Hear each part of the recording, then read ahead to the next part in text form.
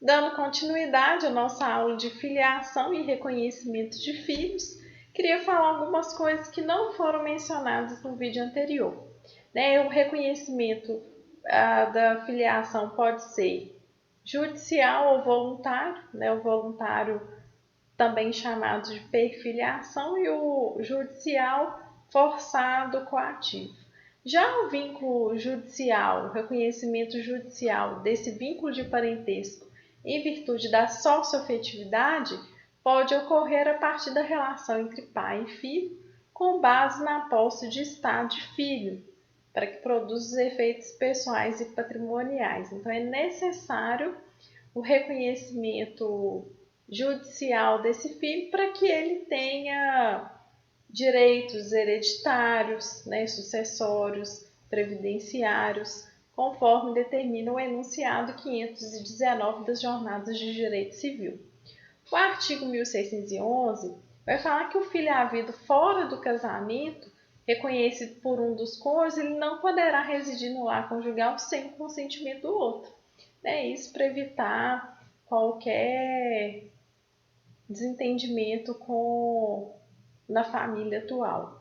O artigo 1612 vai falar que o filho reconhecido enquanto menor, ele ficará sob a guarda do genitor, que o reconheceu, e se ambos o reconhecerem, não houver acordo, ficará com aquele que tiver e que cuidar melhor dos interesses desse menor. Só que esse artigo 1612 ele tem que ser lido com uma certa restrição, porque com a lei da guarda compartilhada, se houver divergência entre os genitores, ambos desejam ficar com a guarda da criança, a guarda vai ser compartilhada.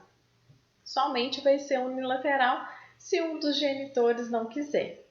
E o artigo 1604 vai nos dizer que ninguém pode vindicar estado contrário ao que resulta do registro de nascimento, salvo provado erro ou falsidade de registro. Então, dá maior segurança para evitar que as pessoas inconsequentemente registrem as crianças e depois simplesmente por qualquer situação quer a exclusão do seu nome da certidão de nascimento. Bom, e aí eu coloquei um slide para vocês.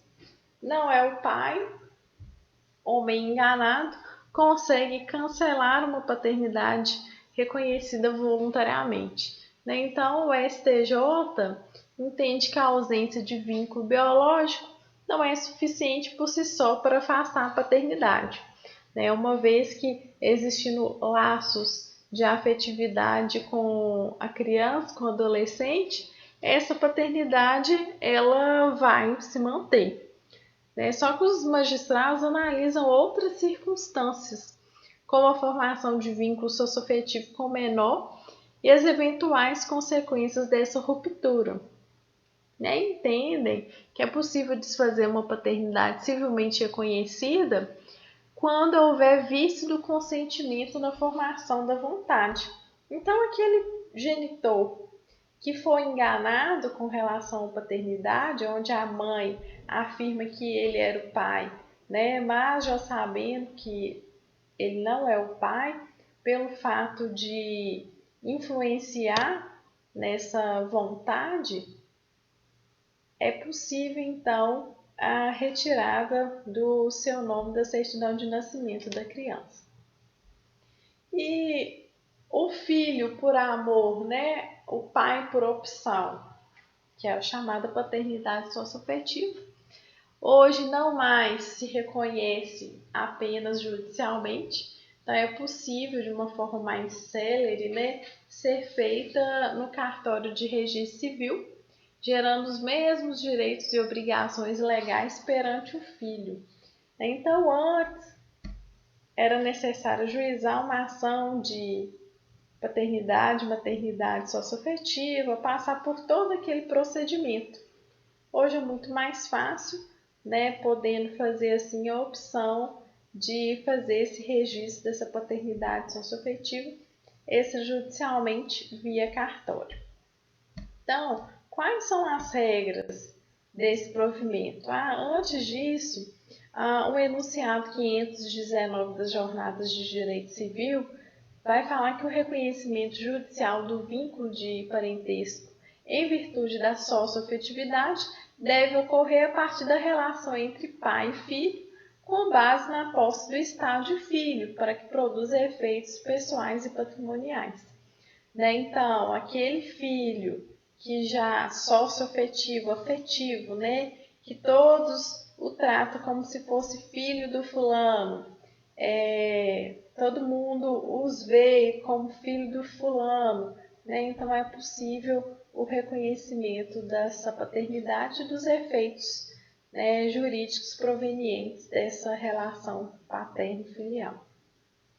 E é necessário esse reconhecimento judicial ou agora via cartório, porque os filhos de criação que não têm a comprovação dessa paternidade, maternidade socioafetiva, uma comprovação legal, eles perdem direitos, eles não são beneficiados com a pensão por morte, nem com a herança, então é necessário regularizar essa situação.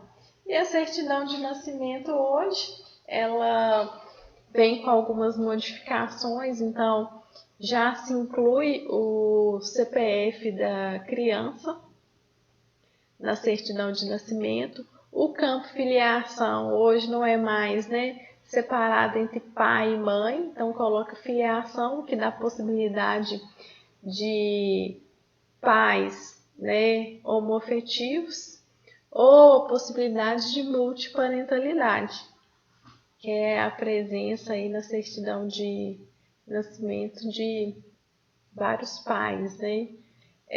Além disso, o provimento 63, ele prevê que a naturalidade da criança ela pode ser escolhida. Então, hoje ela não precisa ser necessariamente onde o parto tenha ocorrido. Então, dessa forma, a criança poderá ser cidadã do município em que ocorreu o parto ou do município da residência da mãe biológica ou adotiva, desde que dentro do território nacional. E com relação à paternidade socioafetiva, o provimento ele dispõe que o reconhecimento da maternidade ou da paternidade socioafetiva pode ser feito diretamente via extrajudicial sem a necessidade de ação junto ao judiciário. E qualquer pessoa, a partir dos 18 anos de idade, poderá requerer esse reconhecimento, independente do estado civil, e o requerente deve ter pelo menos 16 anos, mais velho, e não pode ser irmão ou irmã do filho a ser reconhecido, porque já existe vínculo entre eles. Contudo, além disso, esse provimento fala da reprodução assistida. Quanto à regularização dos filhos gerados por reprodução assistida, a identificação do doador do material genético não poderá ser exigida. Então, o oficial do registro civil não pode exigir essa identificação do doador de material genético como condição para a lavratura do registro de nascimento da criança.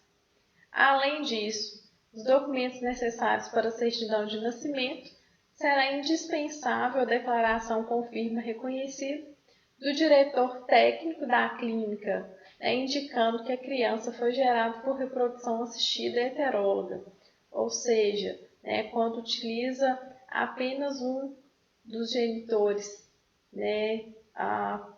como doador desse material genético. E é vedado ao oficial de registro a recusa ao registro da criança gerada a partir da reprodução assistida. E para corrigir alguns erros do provimento 63, surgiu o provimento 83 de 2019. Quais são os principais requisitos aí para esse procedimento extrajudicial com o provimento 83 de 2019? O reconhecimento via cartório poderá ser feito apenas para filhos acima de 12 anos e eles deverão consentir. O reconhecimento é exclusivamente unilateral, então somente um pai ou uma mãe socioafetivo pode reconhecer. Há a necessidade de apresentação de prova do vínculo afetivo. Deve haver o consentimento do pai e da mãe biológica.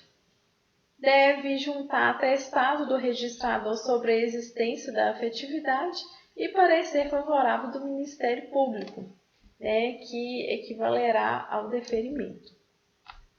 Esse registrador, após instruir o pedido com a documentação exigida, vai atestar a existência do vínculo afetivo da paternidade ou maternidade socioafetiva mediante uma apuração objetiva, por intermédio da verificação de elementos concretos que demonstrem que existe uma paternidade socioafetiva naquela relação. Então, entendia-se que o sistema anterior exigia apenas a declaração dos interessados, o que não gerava muita segurança, porque isso poderia acobertar adoções à brasileira. Então, às vezes, nem existia relação nenhuma entre esse pai e esse filho. Eles chegavam lá, davam uma declaração de paternidade, maternidade socioafetiva, e assim fazia-se o registro. Então, atendidos os requisitos necessários, o registrador, em vez de deferir esse pedido, como anteriormente era feito, ele encaminha essa documentação para o Ministério Público dar seu parecer. Se o parecer do Ministério Público for favorável, o registrador vai realizar o registro da filiação socioafetiva.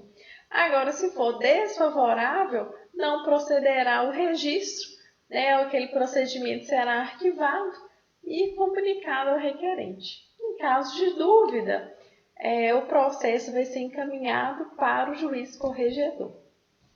Então, o Ministério Público, com o seu parecer, acaba sendo definidor, não cabendo mais o registrador essa decisão. Além disso, os pedidos de reconhecimento de paternidade socioafetiva extrajudiciais somente vão ser submetidos ao juiz corregedor em caso de dúvida, ou se não houver reclamação, se houver reclamação dos interessados quanto ao parecer desfavorável do MP. O provimento ainda prevê que esse reconhecimento pode ser feito por apenas um pai ou uma mãe socioafetivo.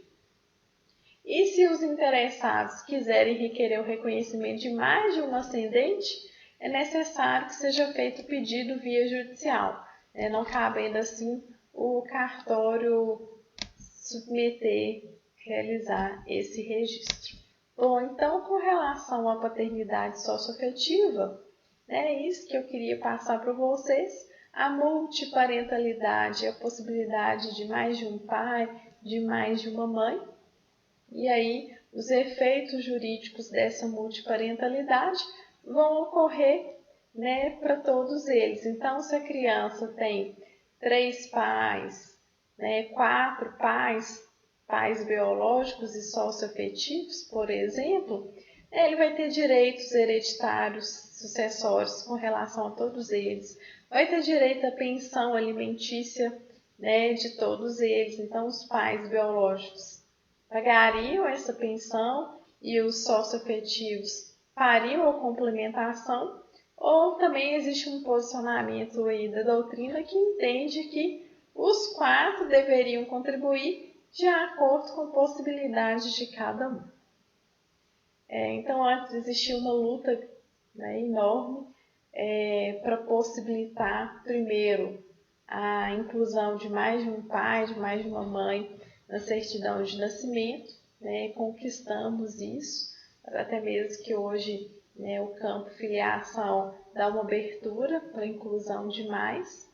E segunda coisa, o reconhecimento desses efeitos jurídicos, porque até então essa multiparentalidade se tornava impossível, uma vez que entendia-se que não poderia coexistir a paternidade socioafetiva com a paternidade biológica.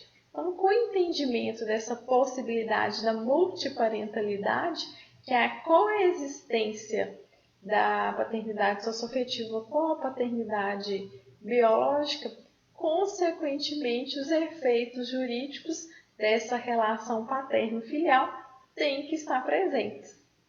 Então, vou ficando por aqui e bons estudos para vocês. Até breve!